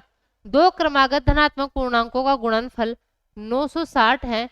यदि इन दो पूर्णांकों में से छोटे पूर्णांक को x द्वारा निरूपित किया जाता है तो नीचे दिए गए विकल्पों में से कौन सा विकल्प x का मान ज्ञात करने के लिए समीकरण के संगत होगा। भाई इसने बोला है दो क्रमागत धनात्मक पूर्णांकों का गुणनफल कितना है, 960, छोटे पूर्णांक को माना है x। तो भाई क्रमागत है, यदि छोटा पूर्णांक x है तो बड़ा पूर्णांक क्या हो जाएगा, लगातार है तो x + 1 हो जाएगा क्या। इन दोनों का जो गुणनफल है वो बराबर है किसके, 960 के। सोल्व कर लो और ऑप्शन कौन सा मैच हो रहा है देख लो, x² + x - 960 क्या आ जाएगा, इसका आंसर आ जाएगा। तो कौन सा है भाई, x² + x - 960 बराबर 0, आपका ऑप्शन डी एकदम सही हो जाएगा। ठीक है, बिल्कुल इजी क्वेश्चन है। क्वेश्चन नंबर देखिए आपका 16 क्या है, ए किसी काम को 2 दिन में पूरा कर सकता है और बी उसी कार्य को 52 दिन में पूरा कर सकता है। बी ने अकेले 26 दिन तक कार्य किया और फिर कार्य छोड़ दिया, शेष कार्य को ए ने अकेले कितने दिनों में पूरा किया। देखिए ए है वो किसी काम को 2 दिन में कर सकता है, जबकि जो बी है उसी काम को 52 दिन ले लेता है काम करने में। ठीक है, टोटल वर्क निकालते हैं कैसे, इन दोनों का एलसीएम और इन दोनों का एलसीएम आ जाएगा आपका 52 ही आ जाएगा। तो देखिए यहाँ से अपने पास में एफिशिएंसी आ जाएगी किसकी, ए की और बी की। 52 में 2 का भाग देते हैं तो 26 और 52 में 52 का भाग देते हैं तो 1। मतलब ए यदि एक दिन में आपका 26 काम कर सकता है जबकि बी आपका एक दिन में 1 काम कर सकता है। ठीक है, इसने बोला है भाई बी ने अकेले 26 दिन तक काम किया है, तो भाई देखिए बी एक दिन में 1 काम करता है तो बी ने 26 दिन में कितना काम किया होगा, 26 काम। ठीक है, 26 काम कर दिया होगा बी ने 26 दिन में, उसके बाद में उसने छोड़ दिया और शेष काम को ए ने अकेले किया है। शेष काम कितना बच गया आपका, 52 में से 26 जाता है तो 26 काम बच गया। और इस 26 काम को ए अकेले कितने दिनों में कर सकता है, भाई ए अकेला एक दिन में 26 काम कर सकता है तो इस 26 काम को करने में उसको कितना टाइम लग जाएगा, 1 दिन का टाइम लग जाएगा। कितने दिन का, 1 दिन का समय लगेगा। तो ऐसे आप इस क्वेश्चन को इजीली कर सकते हैं, इजी क्वेश्चन है, क्वेश्चन ऑप्शन ए अपना एकदम सही हो जाएगा। ठीक है, देखिए नेक्स्ट क्वेश्चन, क्वेश्चन नंबर 17 क्या है, एक गांव की जनसंख्या 1,10,000 थी, पहले वर्ष में इसमें 5% की वृद्धि हुई तथा दूसरे वर्ष में इसमें 25% की वृद्धि हुई, 2 वर्ष बाद में इसकी जनसंख्या कितनी होगी। भाई सिंपल इस क्वेश्चन को अपन बेसिक से सोल्व करेंगे। कितनी है, 1,10,000 जनसंख्या है। पहले वर्ष 5% की वृद्धि मतलब 105%, और 105% को मैं 21/20 लिख सकती हूँ क्या, ठीक है। दूसरे वर्ष 25% की वृद्धि, 25% की वृद्धि मतलब 125%, और 125% को अपन क्या लिख सकते हैं, 5/4 लिख सकते हैं, ठीक है। सोल्व कर लो, कितना आएगा, देखिए 0 से 0 कैंसिल, और आप इसको 8 से काट लो। किससे काट लो, 8 4 दूना 8, 8 से जब इसको काटते हैं तो देखिए कितना आ जाएगा, 8 एकम 8, 30 बच गया, 8 3 24, 8 7 56, 8 5 40। देखिए यूनिट डिजिट से इस क्वेश्चन को करेंगे भाई, कैसे भाई, लास्ट में आप इसको 5 5 25 आएगा, मतलब लास्ट में आपका इकाई का अंक आएगा 5, और लास्ट में इकाई का अंक 5 आपके एक ही ऑप्शन में आ रहा है, ऑप्शन बी में। तो 2 वर्ष बाद में जो जनसंख्या हो जाएगी वो कितनी हो जाएगी, 1,44,375 हो जाएगी, ठीक है। तो देखिए ऑप्शन से ही आपके मतलब ऐसे क्वेश्चन हो जाते हैं, कैलकुलेशन से इतनी बड़ी से आप बच सकते हो, ठीक है। तो ऑप्शन पे आपको फोकस रखना है। देखिए नेक्स्ट क्वेश्चन देखिए अपना क्या है, क्वेश्चन नंबर 18 है। 18 + 8 √2 और 15 - 2 √2 के बीच मध्य अनुपाती ज्ञात कीजिए। भाई आपका जो मीन प्रोपोर्शनल या फिर आपका जो मध्य अनुपाती होता है वो कैसे निकालते हैं, दो संख्याओं का, दोनों संख्याओं को इंटू करके उनका रूट लेते हैं। तो आपको इन दोनों संख्याओं का यदि मध्य अनुपाती निकालना है तो इन दोनों को इंटू करके, मतलब 18 + 8 √2 और 15 - 2 √2, इन दोनों को इंटू करके इनका क्या लेना है, रूट लेना है, ठीक है। तो इसको अपन को सोल्व करना पड़ेगा। देखिए भाई कैसे करेंगे इसको सोल्व, देखिए आप एक तो इसको भाई इस वाली संख्या को मत देखो, आप देख लो √2 का कोफिशिएंट। देखिए भाई √2 के साथ में जो संख्या आ रही है सब जगह अलग अलग है, तो आप देख लो कि √2 आपका जो आएगा उसके साथ में क्या संख्या आएगी। भाई देखिए √2 एक तो आएगा आपका 18 को आप किससे इंटू करोगे, 18 को यदि आप इस संख्या से इंटू करते हो तो आपके पास में आएगा 18 दूना 36 √2, 36 √2, लेकिन माइनस का।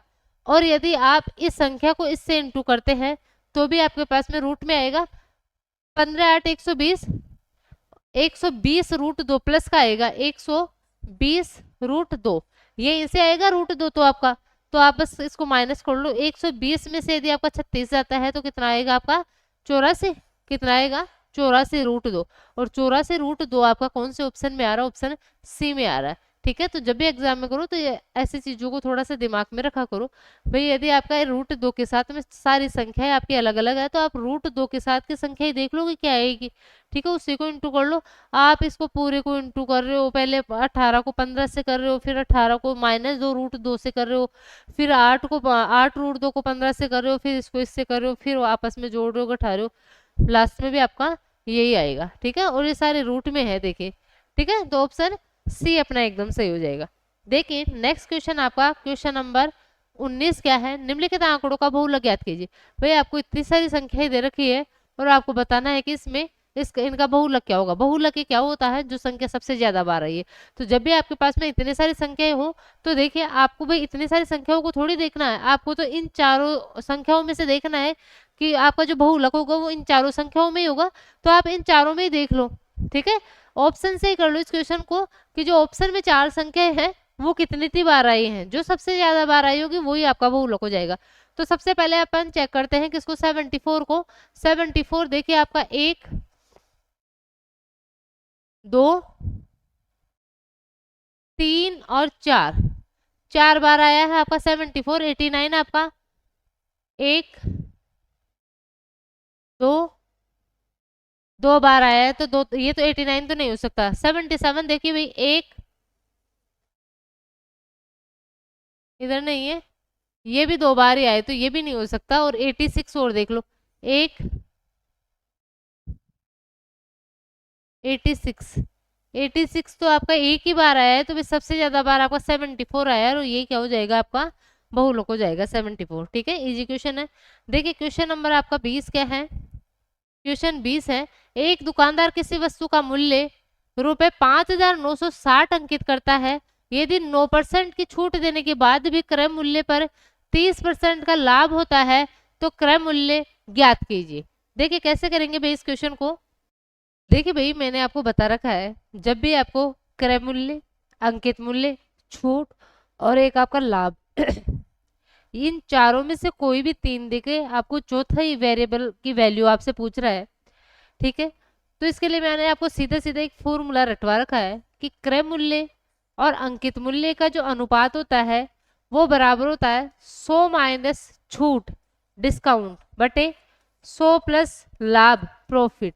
ठीक है, जब भी आपको इन चारों वेरिएबल में से कोई भी तीन की वैल्यू देके चौथी आपसे पूछ रहा है तो हमेशा आप इसका यूज किया करो। हर तरह के क्वेश्चन को आप इससे सोल्व कर सकते हैं। देखिए यहाँ पे आपको दे रखा है अंकित मूल्य, आपको दे रखा है छूट, आपको दे रखी है और लाभ आपको दे रखा है, क्रय मूल्य आपको बताना है।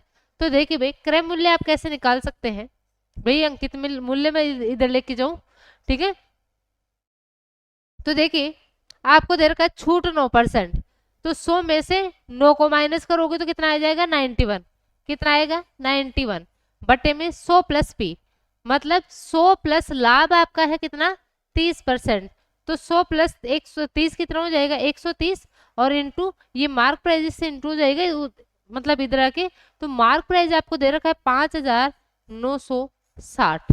ठीक है, इसको सोल्व कर लो, अपने पास में क्रय मूल्य आ जाएगा। ठीक है, तो भाई बहुत ही इंपॉर्टेंट आपका एक फॉर्मूला है, इसको अच्छे से आप रट लो।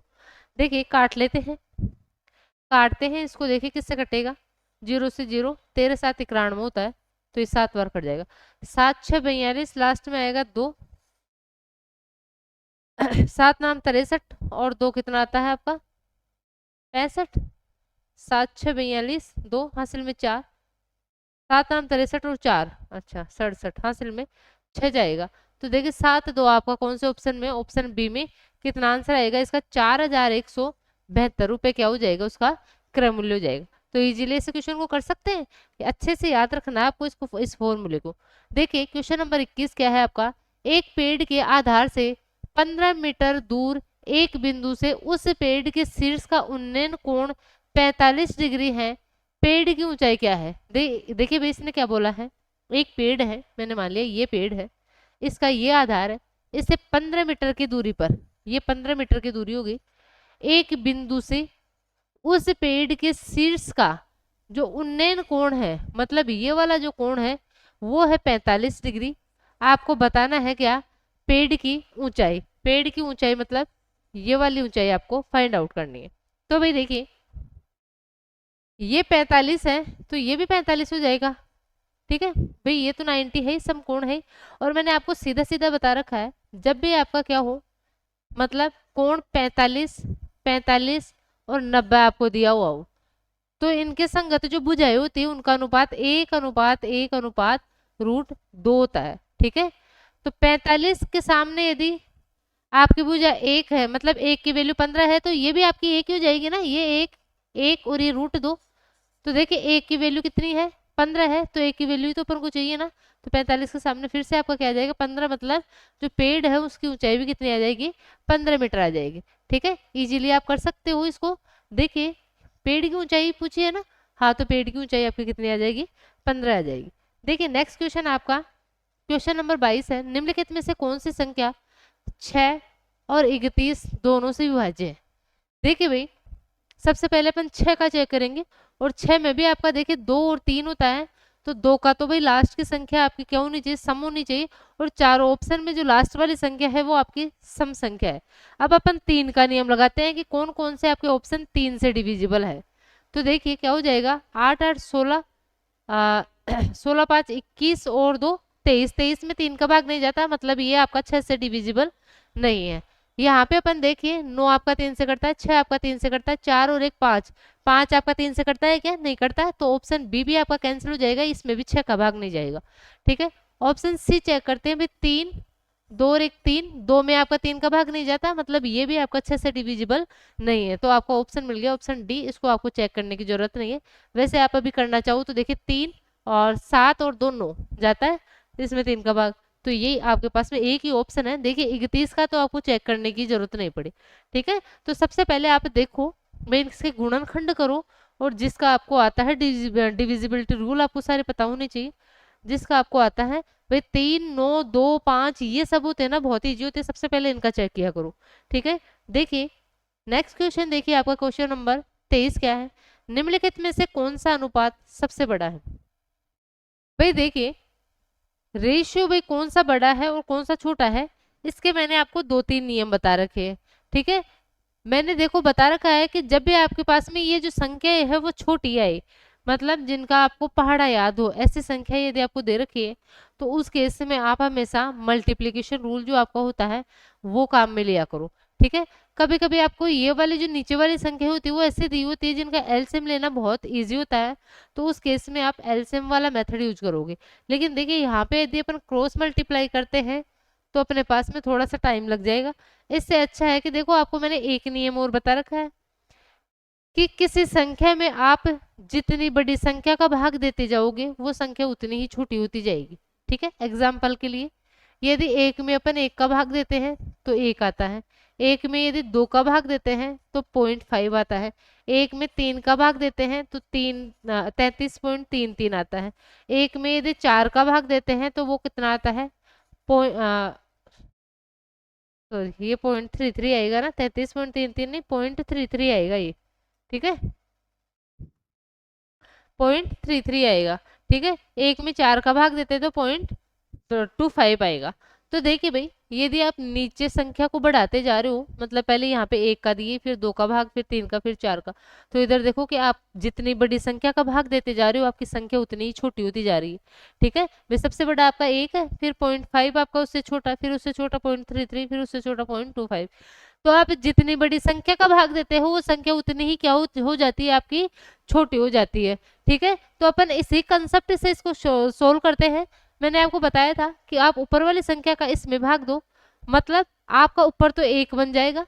ठीक है, अब 1 में आपके पास में नीचे जितनी छोटी संख्या आएगी वो संख्या उतनी ही बड़ी होगी। ठीक है, जितनी छोटी संख्या आएगी वो संख्या उतनी ही बड़ी होगी।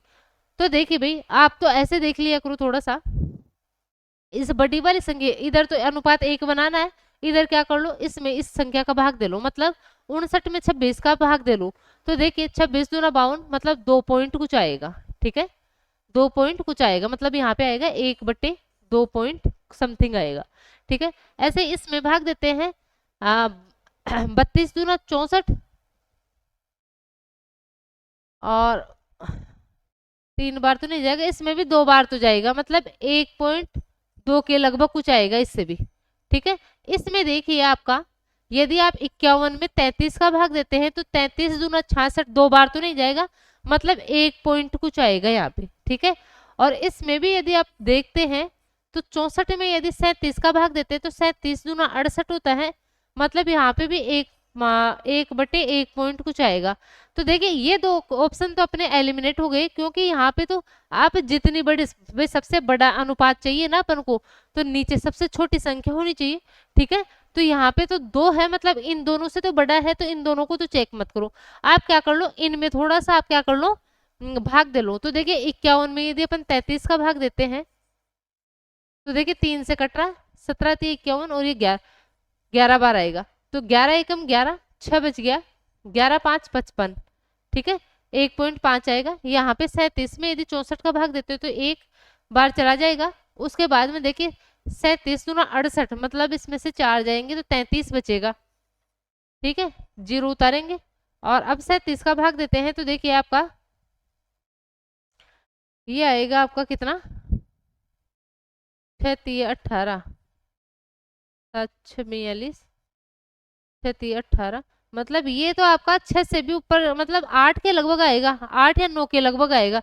तो सबसे छोटी संख्या कौन सी है, नीचे 1.5 है भाई, यहाँ पे तो आपका 1.89 के समथिंग कुछ आएगा, तो सबसे छोटी कौन सी है नीचे संख्या, 1.5 है। नीचे जितनी छोटी संख्या होगी वो अनुपात उतना ही बड़ा हो जाएगा, तो सबसे बड़ा अनुपात आपका कौन सा हो जाएगा, ऑप्शन सी हो जाएगा, 33:51 सबसे बड़ा अनुपात हो जाएगा। ठीक है, तो ये आपको याद रखना है भाई, ये आप डिसाइड करोगे, देखो ये समझाने के लिए है, आप एग्जाम में इस क्वेश्चन को कैसे करोगे भाई, इन दोनों को तो देखते ही आप रिजेक्ट करोगे भाई, 26 का 2 गुने से भी ज्यादा है ये तो, 26 दूना 52, यहाँ पे भी ये 32 के 2 गुने से भी ज्यादा है, ठीक है। और फिर यहाँ पे आप यदि आते हो तो भाई ये 1 गुने से थोड़ा बहुत ज्यादा है, तो मतलब ये 2 गुने से ज्यादा है, मतलब ये इससे बड़े है। नीचे मतलब जो संख्या आएगी वो इससे बड़ी आएगी, तो मतलब ये तो छोटे हो गए इससे। अब आप इन दोनों में चेक करोगे, ठीक है। देखिए नेक्स्ट क्वेश्चन आपका क्वेश्चन नंबर 24 क्या है। एक व्यापारी को एक शर्ट रुपए 950 में बेचने पर 5% की हानि हुई। यदि वह इसे 1360 में बेचने पर x% का लाभ होता है तो x का मान ज्ञात कीजिए। भाई कोई किसी शर्ट को आप यदि 950 में बेचते हैं तो 5% की हानि होती है। मैं मान लेती हूँ शर्ट का जो क्रय मूल्य है वो 100 है। कितना है? 100 है। इस पे 5% की हानि होगी तो आप कितने में बेचोगे भाई? 95 में बेचोगे। लेकिन एक्चुअल में आप कितने में बेच रहे हो? 950 में। तो 950 आपकी किसकी वैल्यू? 95 की। और क्रय मूल्य आपका हो जाएगा कितना? 100 से इंटू कर लो, तो ये आपका क्रय मूल्य हो जाएगा। कितना आ जाएगा भाई? सीधा सीधा अपन को दिख रहा है कि 1000 क्या आ जाएगा आपका? सीपी आ जाएगा। सीपी कितना आ जाएगा? 1000 आ जाएगा। 1000 की वस्तु को 1360 में बेच रहे हो तो लाभ कितने का हो रहा है? 360 का लाभ हो रहा है आपको। कितने का लाभ हो रहा है? 360 का लाभ हो रहा है। किस पे हो रहा है ये लाभ? हमेशा क्रय मूल्य पे होता है लाभ, तो नीचे आएगा आपका क्रय मूल्य इनटू 100 से मल्टीप्लाई कर दो, परसेंटेज में आपके पास में आ जाएगा। ठीक है, सोल्व करते हैं। देखिए 3 जीरो से आपके 3 जीरो कैंसिल हो जाएगा और कितने परसेंट का आपको प्रॉफिट होगा? 36% का। तो भाई एक्स की जो वैल्यू आएगी वो कितनी आएगी अपने पास में? 36 आएगी। ऑप्शन सी अपना एकदम सही हो जाएगा। ठीक है, इजी क्वेश्चन है। देखिए नेक्स्ट क्वेश्चन आपका क्वेश्चन नंबर 25 क्या है। कितनी धनराशि 4% वार्षिक साधारण ब्याज की दर से 5 वर्षों में 720 हो जाएगी? तो देखिए भाई आपको धनराशि निकालनी है। इसका सीधा सीधा मैंने आपको बता रखा है। भाई जब भी आपके पास में ऐसा क्वेश्चन आ जाए साधारण ब्याज का, आप धनराशि मान लो 100। आप जो आपका क्या बोलते हैं मूलधन है, प्रिंसिपल है, वो मान लो 100। ठीक है, एक वर्ष में 4% आपको वार्षिक ब्याज मतलब दर क्या है? 4%। मतलब 100 पे एक वर्ष में 4 रुपए मिलेंगे। तो 5 वर्षों में 5 चौक 20% की दर से आपको ब्याज मिलेगा। मतलब 5 वर्षों में जो आपको सिंपल इंटरेस्ट मिलेगा 100 पे 20% मतलब 20। तो 5 वर्षों में आपको जो अमाउंट मिलेगा वो कितना मिलेगा? मिश्र धन मिलेगा, वो कितना मिलेगा? 120। ठीक है, 100 आपके पास में थे, आपको ब्याज का मिला 20, तो टोटल आपको 120 रुपए मिलेंगे। लेकिन मिला कितना है? कितना हुआ है मिश्र धन? 720। तो 720 आपकी वैल्यू जाएगी 120 की। और आपको बताना क्या है? आपको बताना धनराशि। धनराशि के लिए आप 100 से मल्टीप्लाई कर दो। कितना आ जाएगा? 12×6 = 72। तो कितना आ जाएगा? 600 रुपये उसका क्या हो जाएगा भाई? 600 रुपये उसका मतलब मूलधन हो जाएगा, धनराशि हो जाएगी। ठीक है, इजीली ऐसे कर सकते हो इसे क्वेश्चन को। देखिए नेक्स्ट क्वेश्चन आपका क्वेश्चन नंबर 26 क्या है। पी वर्त के बाहर स्थित एक बिंदु है और उसके केंद्र से 17 सेंटीमीटर की दूरी पर है।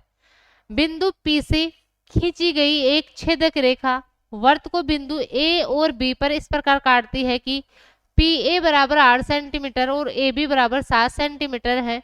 जहां P B is greater than है पी ए, तो वर्त की त्रिज्या ज्ञात कीजिए।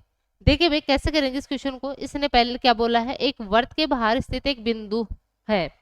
सबसे पहले अपन इसको डायग्राम बनाते हैं। एक वर्त आपको लेना है, ठीक है, एक वर्त आपको लेना है। तो देखिए मैंने मान लिया कि ये एक आपका वर्त है, ठीक है। इसके बाहर एक बिंदु है P है, जो इसके केंद्र से, मान लिया ये इसका केंद्र है, इसके केंद्र से 17 सेंटीमीटर की दूरी पर क्या है? एक बिंदु है P। ठीक है, एक बिंदु है P। P से खींची गई एक छेदक रेखा वर्त को A और B पर काटती है। मतलब इस P से एक छेदक रेखा खींची जाती है ऐसे, तो इसको A और B पर काटती है। PB इज ग्रेटर देन है PA, तो PB ग्रेटर देन है PA से, तो B ये है और A यहाँ पे है। ठीक है, PA इसने दे रखा है अपन को 8 सेंटीमीटर। PA कितना दे रखा है? 8 सेंटीमीटर दे रखा है। और AB दे रखा है आपको कितना? 7 सेंटीमीटर। AB दे रखा है कितना?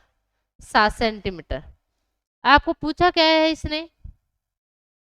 वर्त की त्रिज्या ज्ञात कीजिए, वर्त की त्रिज्या ज्ञात कीजिए। तो देखिए भाई इसको कैसे करोगे, देखो एक काम कर लो इसमें, है ना भाई, ये वाली इसकी वर्त की त्रिज्या है, ठीक है, ये वाले, तो मैं इसको आर नाम दे दूं, और ये यहाँ से यहाँ तक भी क्या आर ही हो जाएगी क्या, ये भी आर ही हो जाएगी। तो अपन को पता है कि जब भी किसी बाहरी बिंदु से किसी वर्त के अंदर दो छेदक रेखाएं आपकी खींची जाती है, तो जो आपका P A into P B है वो बराबर होगा आपका, इसको ओ नाम दे दूं मैं, और इसको सी और डी नाम दे दूं मैं। तो ये किसके बराबर हो जाएगा भाई, ये इन दोनों का मल्टीप्लीकेशन है वो बराबर हो जाएगा P C into P D के। ये अपन ने पढ़ रखा है ज्योमेट्री में कि जब भी दो छेदक रेखाएं आपके किसी बाहरी बिंदु से खींची जाती है, तो P A into P B ये बराबर हो जाएगा P C into P D के, ठीक है। अब इसको सोल्व कर लो, देखिए आपके पास में आर की वैल्यू आ जाएगी। कैसे करोगे, देखिए पी ए आपको दे रखा है कितना 8 सेंटीमीटर, पी बी आपका कितना हो जाएगा भाई, यहाँ से यहाँ तक है 8 और यहाँ से यहाँ तक है 7, तो आपको पूरा पी बी लेना है। तो ये कितना हो जाएगा 8 और 7 15 हो जाएगा क्या, तो ये हो जाएगा आपका 15 बराबर पी सी कितना हो जाएगा, पी सी हो जाएगा आपका 17, पी सी हो जाएगा आपका 17,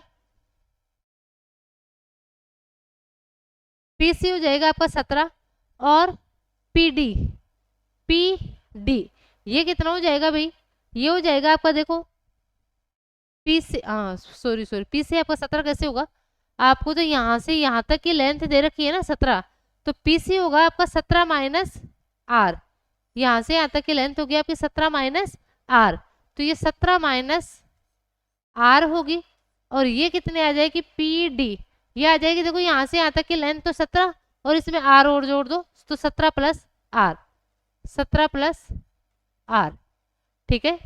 सोल्व कर लेंगे इसको, 15 8 120 होता है,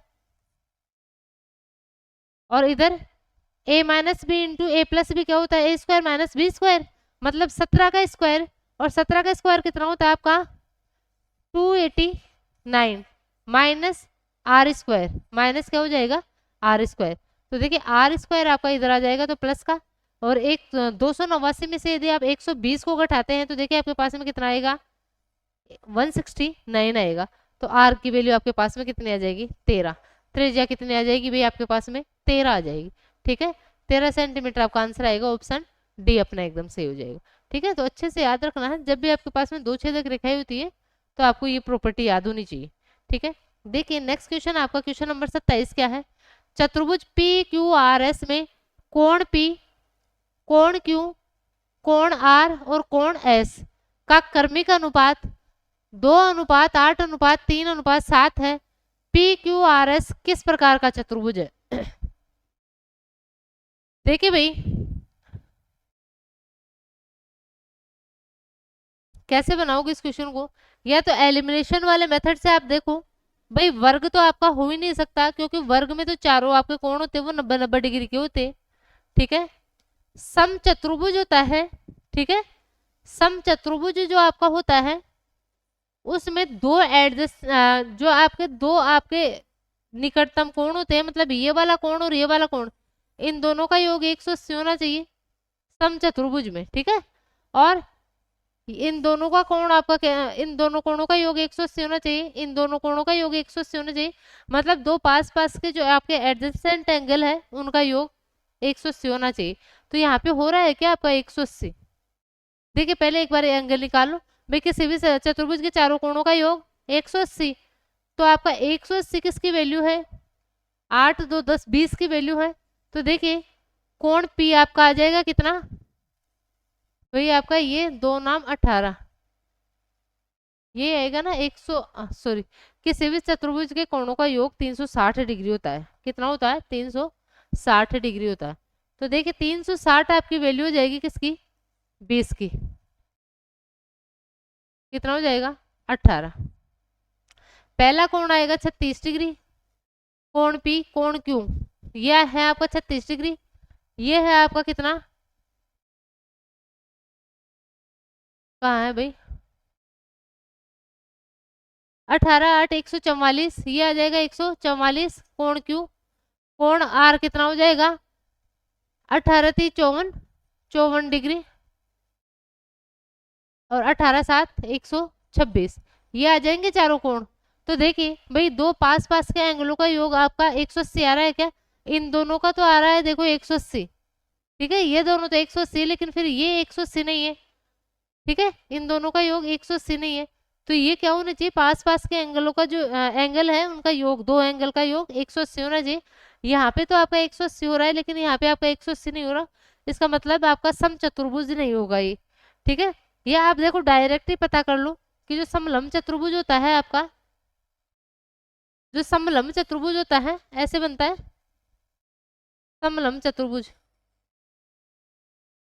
ऐसे बनता है, इसके इस कोण और इस कोण के कोण का जो योग होता है वो कितना होना चाहिए, 180 डिग्री। इस कोण और इस कोण का जो योग होता है वो कितना होता है आपका, 180 डिग्री। तो देखिए अपन देख रहे हैं, इन दोनों कोणों को यदि मैं जोड़ती हूँ तो मेरे पास में 180 आ रहा है, इन दोनों कोणों को यदि मैं जोड़ती हूँ तो मेरे पास में 180 आ रहा है। देखिए ये 36, ये 144, इसको मानो 54, और ये आपका कितना 126। तो देखिए इसको और इसको जोड़ेंगे तो आपका 180 बन रहा है क्या, इसको और इसको जोड़ रहे तो अपना 180 बन रहा है क्या। तो आप डायरेक्ट ऐसे भी कर सकते हैं, ठीक है। ऑप्शन एलिमिनेशन से नहीं करो तो आपको ये प्रॉपर्टी याद होनी चाहिए भाई, यहाँ पे आप देखते हो इन दोनों को जोड़ते हो 8 और 2 10, 7 और 3 10, मतलब ये दोनों बराबर आ रहे हैं, इसका मतलब आपका कौन सा है, ये समलंब चतुर्भुज है, ठीक है, कौन सा है, समलंब चतुर्भुज है, ठीक है। काइट में तो क्या होता है, आमने सामने के कोणों का योग 180 डिग्री होता है, जो यहाँ पे नहीं होगा, आमने सामने कोणों का योग 180 नहीं होगा। तो या तो आप ऑप्शन एलिमिनेशन से कर लो, या इसको आपको समचतुर्भुज की प्रॉपर्टी है उससे आप कर लो, ठीक है। उसके समलंब चतुर्भुज की प्रॉपर्टी आपको याद होनी चाहिए कि ये जो एंगल है इसका योग 180 और इसके एंगल, इन दोनों एंगलों का जो योग है वो 180 होना चाहिए, ठीक है। देखिए भाई नेक्स्ट क्वेश्चन, आपका क्वेश्चन नंबर 28 क्या है, किसी आंकड़ा समुच्चय का माध्य और बहुलक क्रमशः 47.4 और 61.6 है, मूलानुपाती सूत्र का उपयोग करके आंकड़ा समुच्चय की माध्यिका ज्ञात करें। भाई मूलानुपाती सूत्र क्या होता है आपका, हर शिफ्ट में इससे क्वेश्चन बनता है, अब तो आपको रट गया होगा भाई, इतनी बार मैंने बता दिया आपको। बहुलक बराबर क्या होता है आपका, 3 इंटू माध्यिका, 3 इंटू माध्यिका माइनस 2 इंटू माध्य, ये होता है आपका मूलानुपाती सूत्र, ठीक है। आपको माध्य और बहुलक दे रखा है और माध्यिका आपसे फाइंड आउट करने के लिए बोल रहा है।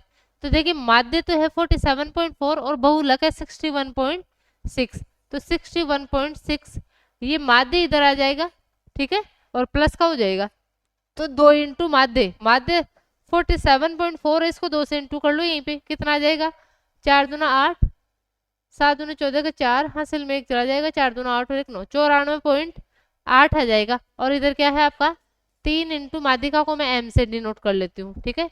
तो देखिए 3m की वैल्यू आपके पास में कितनी आ जाएगी, इन दोनों को ऐड करो, 8 से 14 का 4, हासिल में एक चला जाएगा, 5 और 1 6, 9 6 15, 156.4 आ जाएगा, ठीक है।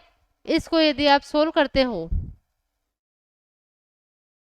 तो देखिए आपके पास में क्या आएगा,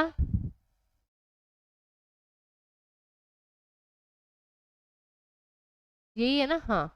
अब देखो 3 से काटो इसको, 3 5 15, 3 दूना 6, 3 एकम 3, और फिर आगे आपका आएगा 52.1, आपको ऑप्शन में दे रखा है ऑप्शन बी में। तो आपकी जो माध्यिका आएगी वो कितनी आएगी, 52.1 आ जाएगी, ठीक है। इजी है, सूत्र आपको याद होना चाहिए। देखिए भाई क्वेश्चन नंबर 29 क्या है, टी क्रम से 16 किलोमीटर पर घंटा, 7 किलोमीटर पर घंटा, 9 किलोमीटर पर घंटे की चाल से 76, 630 और 315 किलोमीटर की यात्रा तय करता है, उसकी औसत चाल ज्ञात कीजिए। भाई जो एवरेज स्पीड होती है उसका फॉर्मूला होता है, एवरेज स्पीड का जो फॉर्मूला होता है वो होता है कुल दूरी बटे कुल समय। तो कुल दूरी कितनी हो जाएगी, भाई जितनी भी आपको डिस्टेंस दे रखी है सबको जोड़ लो, तो कितनी हो जाएगी, देखो 6 5 11, और ये हो जाएगा 7 3 10 11 12, 6 6 12 और 3 15, कितना आ जाएगा 1521 बटे में। देखिए टाइम आपके पास में टोटल टाइम भाई 576 किलोमीटर 16 किलोमीटर पर घंटे की चाल से जाने में उसको कितना समय लगा होगा? 576 में आप 16 का भाग लगा लो तो जा रहा है कि देखो पूरा पूरा ये आ जाएगा 16×3 = 48। ठीक है, देखो कटता है तो काट लेते हैं यहीं पे, है ना। 16×3 = 48 और 16×6 = 96, भाई पूरा पूरा 36 घंटे उसको लग जाएंगे। ठीक है, और जो 630 किलोमीटर जाता है वो किस चाल से जाता है? 7 किलोमीटर पर घंटे की चाल से। टोटल टाइम कितना लगा उसको होगा? उसको 7×9 = 63 आता होता है तो 90 घंटे लगे होंगे उसको 630 किलोमीटर जाने में। और 315 किलोमीटर वो 9 किलोमीटर पर घंटे की चाल से जाता है तो कितना समय उसको लगा है? 315 में 9 का भाग देते हो तो कितना आ जाएगा? 9×3 = 27, 9×5 = 45, 35 घंटे का समय लगा उसको। कर लेते हैं कैलकुलेट, देखिए 1521 बटे में हो जाएगा 6×5 = 11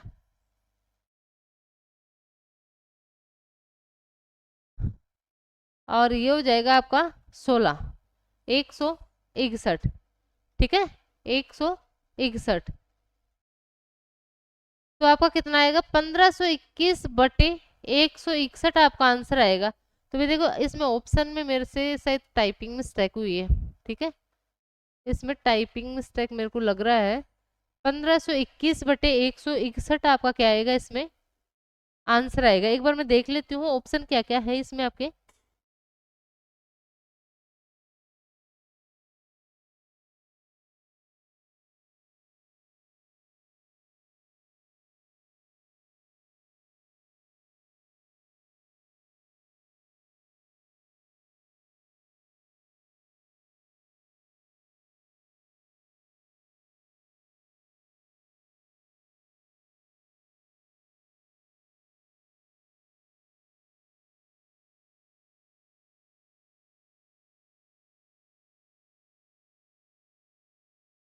भाई देखिए इसमें ऑप्शन जो है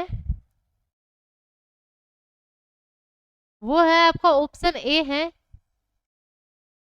10×70/161। ऑप्शन बी है आपका 9×73/161।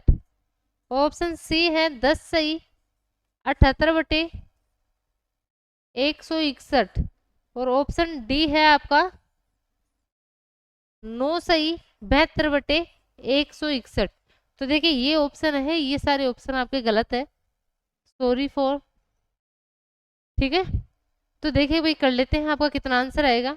भाई देखिए अपन को पता है कि 10 बार तो जाएगा नहीं, तो 10 वाला तो आंसर होगा नहीं, आपका 9 बार ही जाएगा। कितने बार जाएगा? 9 बार जाएगा। अब आपका देखो 9 बार देते हैं तो आपके पास में कितना शेषफल बचेगा? 9×1 = 9, 9×6 = 54, 5, 9×1 = 9, 5, 14। इसमें से 1521 में से यदि इसको माइनस करते हैं तो देखिए आपके पास में लास्ट में आएगा 2 और यहाँ पे 9 में और इसमें देख रहे हैं तो लास्ट में 2 आपका ऑप्शन डी में है। तो क्या आंसर आएगा? 9×72/161 इसका आंसर आएगा। ठीक है, ऑप्शन टाइपिंग मिस्टेक होगी मेरे ऑप्शन बनाते टाइम। ठीक है, तो इसको थोड़ा सा ध्यान में रखना, इसके ऑप्शन ये वाले होंगे। ठीक है भाई, देखिए नेक्स्ट क्वेश्चन आपका क्वेश्चन नंबर 30 और इस शिफ्ट का लास्ट क्वेश्चन देखिए भाई। एक आदमी अपने मासिक वेतन का 40% घर के किराए पर खर्च करता है। यदि हर महीने वह रुपए 442 परिवहन पर और रुपए 9115 किराए पर खर्च करता है और शेष 946 बचाता है तो उसका मासिक वेतन कितना है? भाई इसने क्या बोला है? एक आदमी अपने मासिक वेतन का 40% घर के किराए पर खर्च करता है। यदि हर महीने 442 परिवहन पर, 9115 किराने पर और शेष 946 वो बचाता है तो उसका मासिक वेतन कितना है? भाई देखिए 40% किराए पे खर्च कर दिया, उसके पास बाद में उसके पास में 60% बच जाता है, उसके बाद में उसके पास में 60% बच जाता है। अब ये 60% की जो वैल्यू है वो क्या है? भाई जो बची हुई राशि है उसको 442 है वो परिवहन पर, 9115 वो किराने पर और शेष 946 वो बचा लेता है। मतलब 60% की जो वैल्यू है वो आपके पास में आएगी। इन तीनों को जब जोड़ते हैं भाई 442 और ये है 946, 46। इन तीनों को जब जोड़ते हैं तो कितना आएगा अपने पास में? 8 5 13 का 3, हासिल में 1 चला जाएगा, 10 की 0, हासिल में 1, 10 15, ये आ जाएगा 9530। तो देखिए 9530 है आपकी 60% की वैल्यू, तो आपको 100% मासिक वेतन 100% मानेंगे, तो 100% की वैल्यू क्या कर लो आप, फाइंड आउट कर लो। ठीक है, काट लो, देखो इसको, परसेंट से परसेंट कैंसिल, 0 से 0 कैंसिल, 2 से ये 3 बार, 2 से ये 5 बार, और 3 से ही कटेगा क्या? 3 से तो नहीं कटेगा ये, 3 से नहीं कटेगा ये, कहीं पे गलती कर दी क्या? 946 है और 9115, 6 और 2 8 5 13, हासिल में 1, 4 4 8 9 10, हासिल में 1 चला जाएगा आपका, 10 और 4 5 15, और ये 9।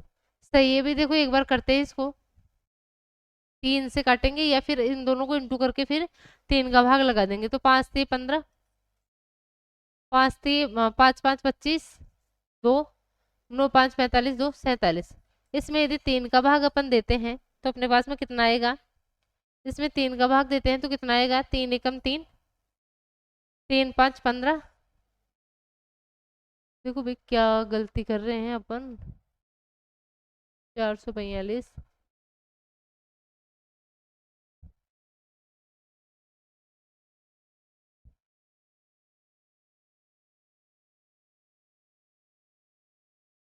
नौ हजार एक सौ 15, 442 और 946 रुपये बचाता है। 6 5 11 और 2 13, हासिल में 1, 4 4 8 9 10 की 0, हासिल में 1, 10 4 14 और 1 15। अरे भाई ये आएगा 10,503 आएगा। ठीक है, कितना आएगा यहाँ पे? 10,503 आएगा।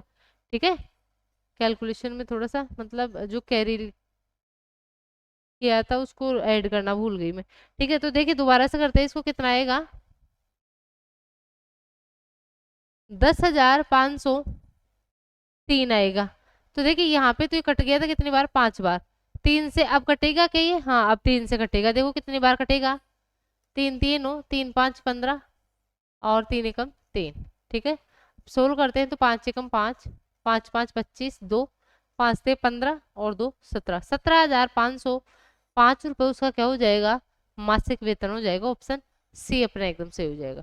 ठीक है भाई, तो देखिए 30 क्वेश्चन कंप्लीट कर लिए हैं अपन ने, जो आपकी 11 जून को जो आपकी शिफ्ट 2 हुई थी उसका सॉल्यूशन कर लिया। ठीक है, आगे के भी जो जितने भी शिफ्ट हैं मैं उन सबका सॉल्यूशन करवाऊंगी। तो वीडियो कैसे लग रहे हैं कमेंट बॉक्स में ज़रूर बताएं। वीडियो अच्छे लग रहे हो तो वीडियो को लाइक करें, चैनल को सब्सक्राइब करो, ज़्यादा से ज़्यादा शेयर करें। ठीक है, थैंक यू।